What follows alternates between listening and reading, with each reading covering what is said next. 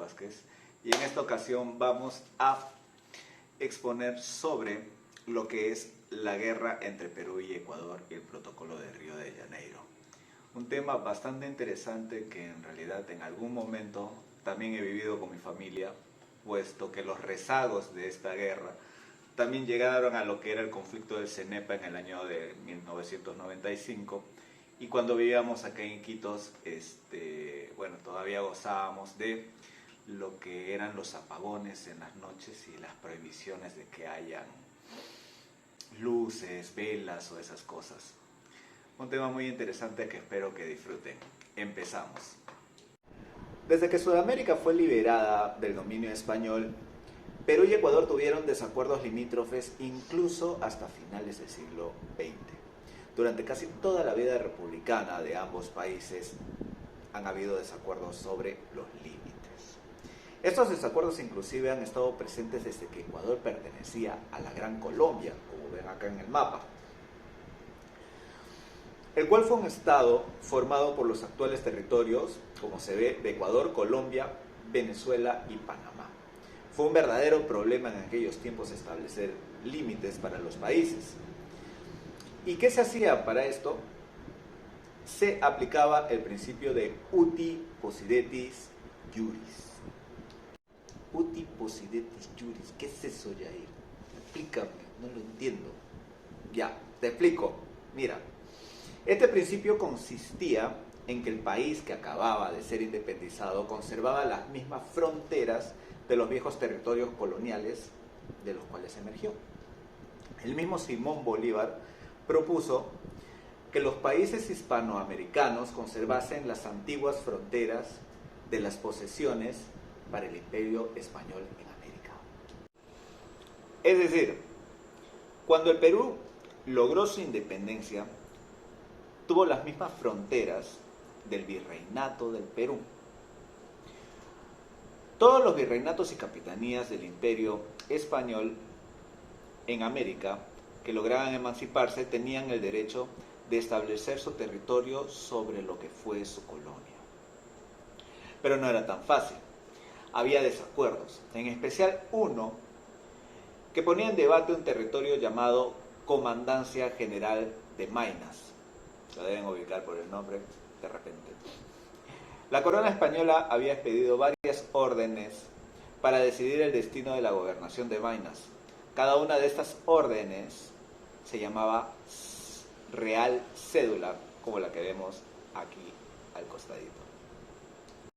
Fue precisamente mediante una Real Cédula expedida que se crea el Virreinato de Nueva Granada en 1717, lo que podemos ver acá. Este virreinato estaba formado por la Capitanía General de Venezuela y las audiencias de Panamá, Santa Fe y Quito. La audiencia de Quito contenía una parte de Maynas. Mediante una real cédula, posteriormente en 1802, se ordenó que Maynas pertenezca al Virreinato del Perú. Acá la tenemos, Real Cédula Reintegración de Maynas al Perú. Sin embargo, la versión ecuatoriana indica que esta real cédula nunca llegó a hacerse efectiva. Pero al final el virrey de turno encargó a su sucesor para que la llevara a cabo y así lo hizo. En 1803 Maynas se desprendía de la audiencia de Quito, o sea, se desprendía del virreinato de Nueva Granada para ser parte del virreinato del Perú. Las fronteras que tenía Perú cuando logró su independencia abarcaban casi toda la región de Maynas, como podemos ver acá en la imagen, aquí al costado, acá. ¿Ya? Pero la versión de la Gran Colombia era que debido a la creencia de que la Real Cédula de 1802 nunca se llegó a efectuar, era como podemos ver aquí en esta parte. Ahí, estoy viendo. Todo este desacuerdo provocó la riña. La zona rayada, que se ve en la imagen acá, fue el territorio en disputa reclamado por la Gran Colombia y el Perú al mismo tiempo. Cuando Ecuador se desprendió de la Gran Colombia, hizo suyo este reclamo, de la zona rayada, como vemos acá. Sus reclamaciones fueron sobre los territorios de Tumbes, Jaén y Maynas, tal como se puede ver en la imagen, la cual fue la máxima pretensión de la República del Ecuador en los siglos XIX y XX. Si ustedes recuerdan, bueno, algunos no recordarán, pero ya los que somos llegando a base 4, podrán recordar que inclusive nosotros teníamos polos que decían Tumbes, Jaén y Maynas, ni por vainas. Ahorita estoy recordando eso. Y definitivamente fueron unos momentos bastante movidos. Esto desencadenó un primer conflicto en el año de 1858, pues Ecuador pretendía pagar su deuda externa otorgando las provincias de Jaén y Maynas, que eran territorios amazónicos que el Perú reclamaba como suyos. Por ende, el Perú protestó pacíficamente ante esta pretensión. Un ministro peruano, inclusive, inició diálogos diplomáticos en el Ecuador, pero estas conversaciones fracasaron. El gobierno ecuatoriano expulsó al ministro peruano y ante esto el presidente peruano Ramón Castilla dio un ultimátum para poder dialogar, pero fue rechazado. Ante este rechazo, Castilla dirigió una campaña militar a Guayaquil y se dio la sorpresa de que Ecuador había desatado una guerra civil. Había una anarquía total. Es ahí que Castilla les daba un plazo de 30 días de tregua para que apacigüe el conflicto interno y luego de este tiempo se pueda dialogar. Se suspendió toda acción de guerra, se firmó un tratado de paz donde Ecuador se comprometía a ya no entregar territorios como pago de deuda. Además se reconoció que las provincias de Maynas y Jaén le pertenecían a Perú, tal como establecía la Real Cédula de 1802. El tratado es este que vemos acá, que es el Tratado de Mapasingue de 1860. No pasaron ni 3 años para que el tratado fuera desconocido por los nuevos gobiernos de Perú y Ecuador. Es decir, el tratado fue abolido y todo volvió a ser como antes. Ecuador insistía con sus pretensiones territoriales. Al fin llegamos. La guerra del 41. Llega este momento. Pasaron los años después de tanto conflicto. Se intentó hacer nuevos tratados, pero todos fracasaron.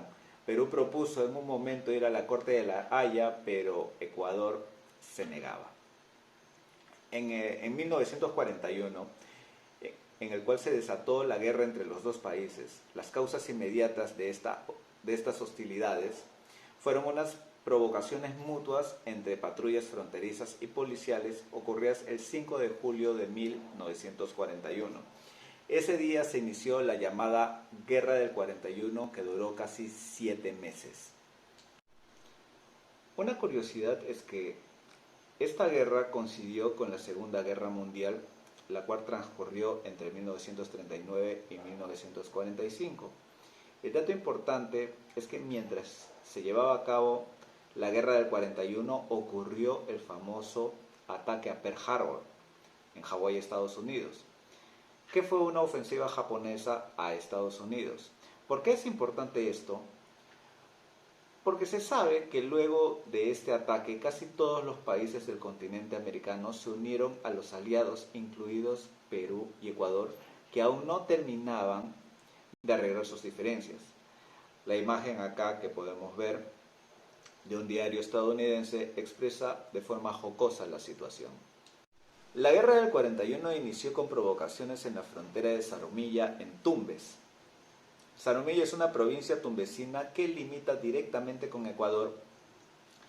Allí se desarrollaron una serie de enfrentamientos. Primero, las fuerzas de infantería peruanas, que superaban en número a las ecuatorianas, por cierto, lograron desalojar al adversario de los márgenes de Zarumilla y ocuparon la provincia peruana de El Oro.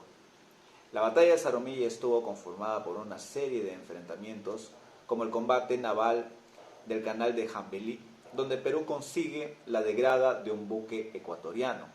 Esto facilitó que se pueda capturar el puerto Bolívar en la provincia de El Oro. Asimismo contribuyeron los paracaidistas del Cuerpo de Aviación de Perú.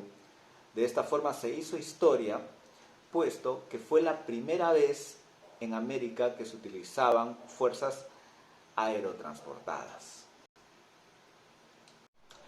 Y hablando de las fuerzas aéreas, no se puede olvidar la misión que consistió en el bombardeo del puesto ecuatoriano de Quebrada Seca, donde participó José Abelardo Quiñones, el del billete de 10 soles, el antiguo antes de Chabuca Granda, por si acaso, que junto con otros tenientes despegaron desde Tumbes el 23 de julio de 1941 a bordo de sus aviones caza North American NA-50.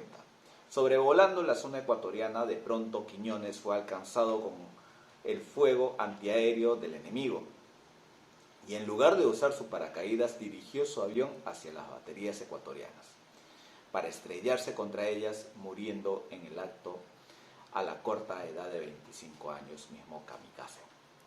Los otros aviones que conformaban la escuadrilla 41 continuaron con su misión y efectuaron un siguiente ataque para retornar a Tumbes. Los restos mortales de Quiñones fueron entregados por un coronel ecuatoriano a nombre de las Fuerzas Armadas de su país, pronunciando las siguientes palabras: entrego a la Fuerza Aérea del Perú los restos de quien supo honrar a su patria, a su pueblo y a su Fuerza Armada. Mi pueblo rinde homenaje, el pueblo ecuatoriano, al pueblo peruano, dignamente encarnado en la figura de José Abelardo Quiñones González. Quiñones fue ascendido póstumamente a capitán, declarado como héroe nacional del Perú y patrono de la Fuerza Aérea del Perú. El espacio aéreo peruano recibe el nombre de Cielo de Quiñones. Además, ostenta el máximo título de Gran General del Aire del Perú. Tampoco podemos pasar desapercibido a Hugo Ortiz Garcés, el señor que vemos acá, quien en algún momento fue reducido por las Fuerzas Armadas peruanas y conminado a rendirse, pero Ortiz, con tan solo 29 años de edad, se negó a rendirse, queriendo aún dar batalla. Fue abatido por las fuerzas peruanas.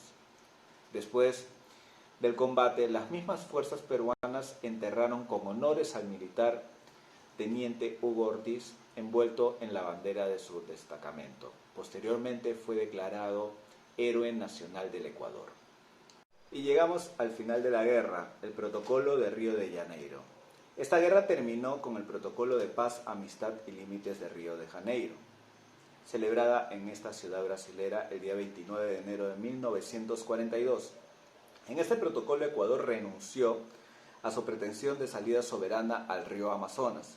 Se establecieron los límites que debían coincidir con la cordillera del Cóndor y asimismo debían instaurarse posteriormente los sitios geográficos. Lastimosamente, Ecuador no cooperó en completar esta acción, dejando 78 kilómetros de frontera sin demarcar. Esto ocasionó que nuevamente aparezcan conflictos como el del CENEPA en 1995, y recién allí se pudo poner fin a esta historia de conflicto limítrofe entre Perú y Ecuador con la firma del Acta de Brasilia. Profesora, compañeros, esta ha sido la exposición. Hemos tratado de explicar las razones de por qué llegamos a la guerra con Ecuador y definitivamente fue algo que algunos de nosotros hemos vivido, ¿no? Como les comentaba al principio de este video, yo recuerdo en el 95, más o menos, cuando yo también venía acá a Iquitos al colegio, ahí con mi mamá, que teníamos estos momentos de oscuridad en las noches cuando se supone que algunas tropas o algunos aviones ecuatorianos sobrevolaban Iquitos y no nos dejaban. Y bueno, con esta investigación se ha podido entender el porqué de todo este conflicto, ¿no? Si hay alguna pregunta o alguna opinión, será bien recibida. Gracias por todo, esa es toda la exposición.